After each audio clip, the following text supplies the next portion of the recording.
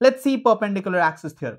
So when you talk about a object like this, now remember that perpendicular axis theorem can be applied, but there are certain reservations. There are certain conditions in which you can apply perpendicular axis theorem.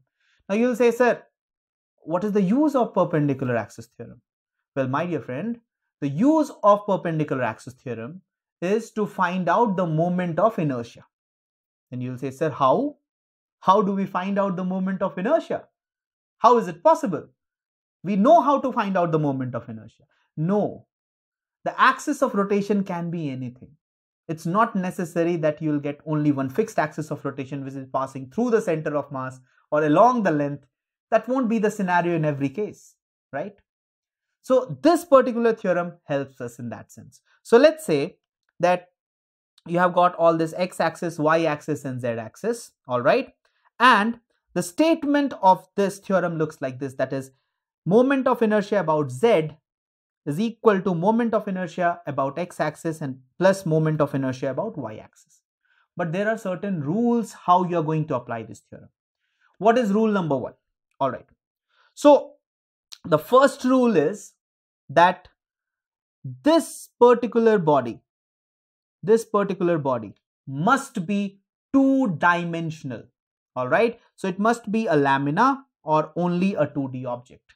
You cannot apply this theorem on a 3-dimensional object. Don't make a mistake of applying this theorem on a cylinder or a sphere. Don't do that. All right. You cannot.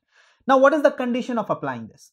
So whenever you are talking about this kind of a theorem, then the x-axis and the y-axis must lie along the plane of this body. Now, this is a laminar body. This is a body having, this is a lamina, right? This is a body which is in 2 dimensions. So x-axis and y-axis must lie along the plane. All right. And x-axis, y-axis and z-axis must be mutually perpendicular. So x-axis and y-axis must lie along the plane. Z-axis must lie perpendicular to the plane of this body. Did you understand this? And x-axis, y-axis and z-axis must be mutually perpendicular to each other. All right. Then only you will be able to apply this formula. Cool. Easy, right? So first thing is that, can I just shuffle it? Can I just write that, okay, ix is equal to iz plus iy? No, don't do that. You're not allowed to do that.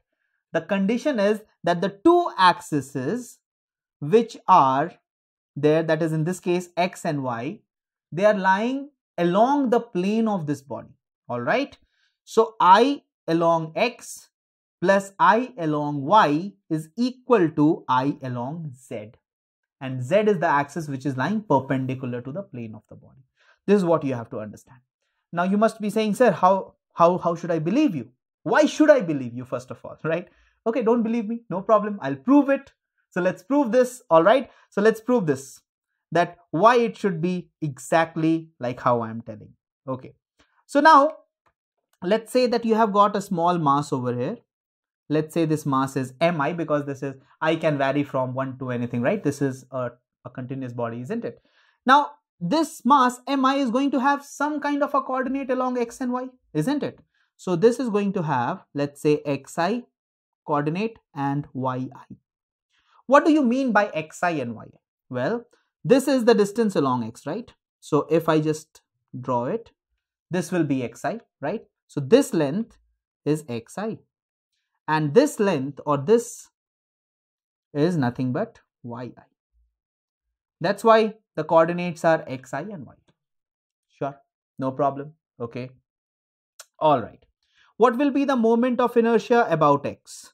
What will be the moment of inertia about x? We know it's, the general formula is mr square, isn't it? So in this case, if you're talking about this particular axis and this is the point mass, how far it is away? It is at a distance of yi, isn't it? From this particular axis. Which axis? From the x-axis. How far is this mass? It is at a distance of yi. What is the formula? mr square, where r is the perpendicular distance from that particular axis. In this case, what is the value of perpendicular distance? yi. So let's write it, no problem. So I can write mi yi squared. All right, done for ix. Okay, next one. What I can write for iy? Iy is going to be equal to, now we have to consider this axis.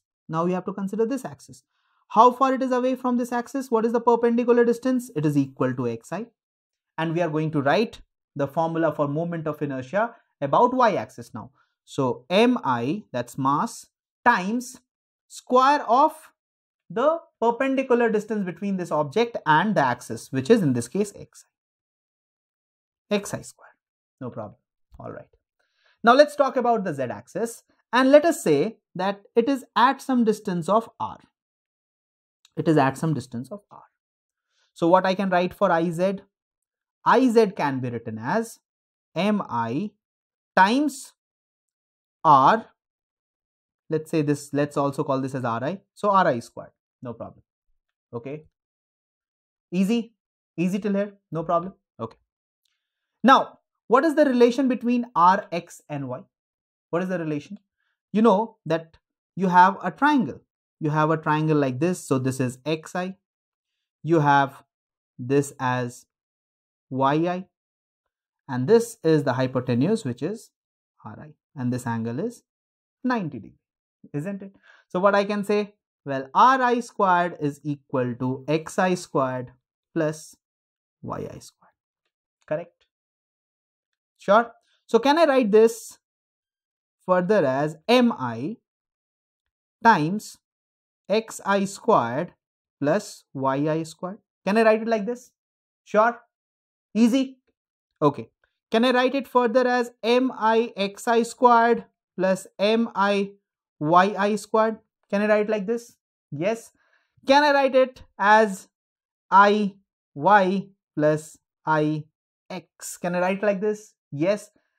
Can I write exactly the same formula?